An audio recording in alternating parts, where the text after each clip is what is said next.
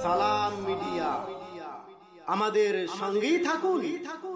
এমনকি রাসূলুল্লাহ সাল্লাল্লাহু আলাইহি ওয়াসাল্লাম আমাদেরকে বলেছেন, যেটা ইমাম মুসলিম কোট করেছেন সেই হাদিস, যে তোমরা যখন ফরজ সালাত আদায় করতে মসজিদে আসো, তোমরা বাড়ির জন্য কিছু নামাজকে সংরক্ষণ করে রাখো, সব মসজিদে পড়ে যেও না।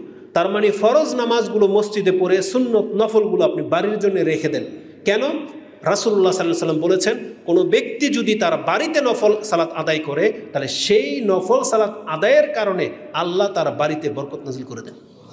এই হাদিসটি ইমাম মুসলিম কোট করেছেন, যে হাদিসের নাম্বার হচ্ছে 1707 নম্বরে, 6 নম্বর অধ্যায়ে গিয়ে আপনি পেয়ে যাবেন 1707 নম্বর হাদিস।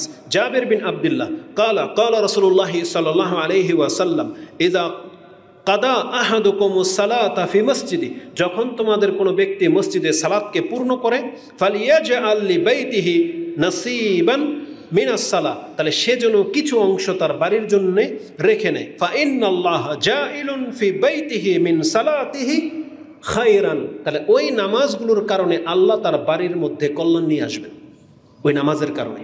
তারা অতএব আমাদেরকে বাড়িতে নফল সালাত আদায় করতে হবে, যেটা আমাদের বাড়িতেও আল্লাহ সুবহানাহু ওয়া তাআলা কল্যাণ এনে দেবে।